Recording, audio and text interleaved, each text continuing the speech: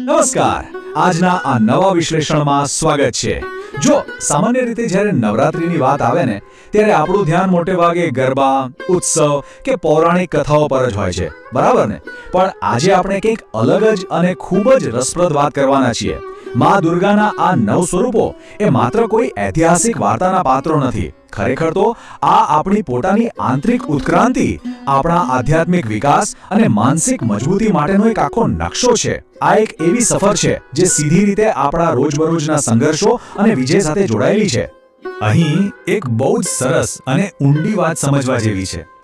આ 9 સ્વરૂપો માત્ર અલગ અલગ રૂપ નથી, પરંતુ જીવનને યોગ્ય દિશા આપતી શક્તિઓનું પ્રતીક છે.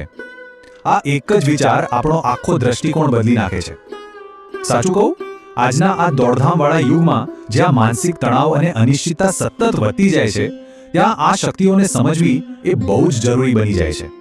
આખી યાત્રા બહારની દુનિયાને જીતવાની નથી પણ આપણી પોતાની અંદર છુપાયેલી એ ઉર્જાઓને ઓળખવાની અને તેને જાગૃત કરવાની છે.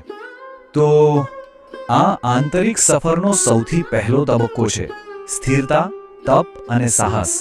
આપણે જીવનમાં કોઈ પણ નવી શરૂઆત કરવી હોય ને તો આ 3 પાયાની ઉર્જાઓ સૌથી પહેલા જોઈએ. ચાલો આ પાયાની શક્તિઓને સમજીએ. સૌથી પહેલા આવે છે મા શૈલપુત્રી, એટલે કે સ્થિરતા અને શક્તિ. જરા વિચારો, જ્યારે મનમાં વિચારોનું વાવાઝોડું ચાલતું હોય ત્યારે પર્વત જેવી અડકતા વિના કોઈ મજબૂત ઇમારત ઊભી રહી શકે ખરી? બિલકુલ નહીં. એના પછી આવે છે મા બ્રહ્મચારિણી, એટલે કે તપ, સંયમ અને શિસ્ત. આપણે કોઈ પણ લક્ષ્ય નક્કી કરીએ પણ રોજની મહેનત તો કરવી જ પડે ને. આ એ જ દૈનિક સાધના છે. અને ત્રીજું સ્વરૂપ છે મા ચંદ્રઘંટા, શાંતિ અને સાહસ. મહેનત કરતી વખતે અંદરથી ડર કે શંકા તો આવવાના જ, પણ ચંદ્રઘંટાની ઉર્જા આપણને એ ડરનો સામનો કરવાનું અદમ્ય સાહસ આપે છે. આમ આ ત્રણે મળીને આપણા વ્યક્તિત્વનો એક મજબૂત પાયો તૈયાર કરે છે. પાયો મજબૂત થઈ ગયો. હવે આવે છે આપણી યાત્રાનો બીજો તબક્કો, સર્જન, કરુણા અને ન્યાય. અહીં આપણું ધ્યાન અંદરથી બહારની દુનિયા તરફ જાય છે. આ તબક્કો બતાવે છે કે બહારની દુનિયા સાથે આપણો સંબંધ કેવો હોવો જોઈએ. જ્યારે પાયો સ્થિર હોય ને ત્યારે જ આપણે કંઈક નવું સર્જવા માટે સક્ષમ બનીએ છીએ. આ સર્જનાત્મક ઉર્જા એટલે માં કુષ્માંડા. પણ માત્ર સર્જન કરી લેવું પૂરતું નથી.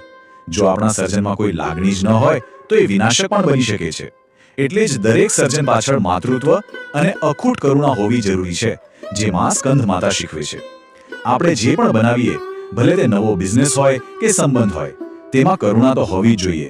અને અંતે જેનું આપણે સર્જન કર્યું છે તેનું રક્ષણ કરવાની જવાબદારી પણ આવે છે. માં કાત્યાયની એ જ ન્યાય અને પરાક્રમનું સ્વરૂપ છે. અન્યાય સામે અડગ ઊભા રહેવાની તાકાત આપણને અહીંથી જ મળે છે. અને હવે આપણે આ સફરના અંતિમ અને કદાચ સૌથી પરિવર્તનકારી તબક્કા તરફ આવી ગયા છીએ, વિનાશથી સિદ્ધિ સુધી. સાચું જ્ઞાન મેળવવું હોય તો જૂના અને નકારાત્મક કચરાને તો મૂળમાંથી નષ્ટ કરવો જ પડે. આ આખી પ્રક્રિયા બહુ જ ઊંડી છે. શરૂઆત થાય છે મા કાલરાત્રિથી. આને આપણે આત્માની સૌથી અંધારી રાત કહી શકીએ. જેમ તે બહારની દુષ્ટતાનો નાશ કરે છે, તેમ આપણી અંદર રહેલા અહંકાર, ભય અને નકારાત્મકતાને પણ તોડી પાડે છે. અને જુઓ, અહંકાર તૂટે પછી જ સાચી શાંતિ મળે. આ આંતરિક સફાઈ થાય ત્યારે પ્રગટ થાય છે મા મહાગૌરીની પરમ પવિત્રતા અને અતૂટ શાંતિ. અને જ્યારે મન એકદમ શાંત થઈ જાય ને ત્યારે અંતે આપણે પહોંચીએ છીએ મા સિદ્ધિદાત્રી તરફ, જે અંતિમ જ્ઞાન, સિદ્ધિ અને આશીર્વાદનું પૂર્ણ સ્વરૂપ છે. નકારાત્મકતાના સંપૂર્ણ નાશ પછી જ આ સાચું જ્ઞાન પ્રાપ્ત થાય છે.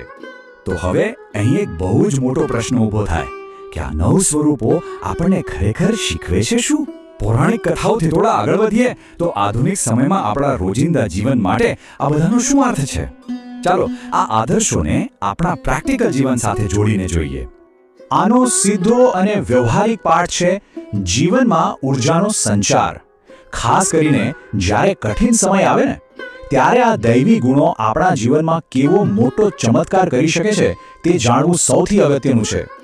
આ 3 સ્ટેપ સાંભળવામાં કદાચ સામાન્ય લાગે, પણ એની તાકાત જબરદસ્ત છે. ધારો કે નોકરી જતી રહી કે કોઈ મોટું આર્થિક સંકટ આવી ગયું. આવા સમયે સૌથી પહેલું પગલું શું? ધૈર્ય રાખો. માં શૈલપુત્રીની જેમ પરિસ્થિતિ ગમે તેવી ખરાબ કેમ ન હોય, મનથી એકદમ અડગ લેવાનું. બીજું પગલું છે સત્યના માર્ગ પર ચાલવું.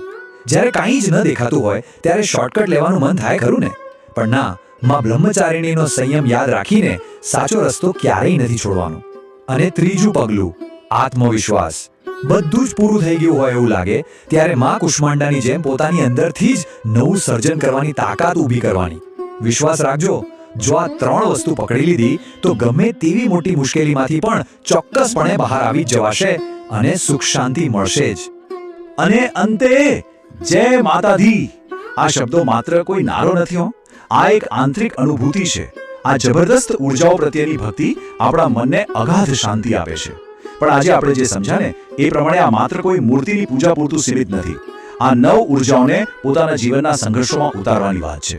તો જતા જતા એક વિચારવા જેવો પ્રશ્ન, આજે આપણા પોતાના જીવનના પડકારોને પહોંચી વળવા માટે આ 9 માંથી કઈ ઉર્જાને આપણે આપણી અંદર જાગૃત કરવાની સૌથી વધુ જરૂર છે?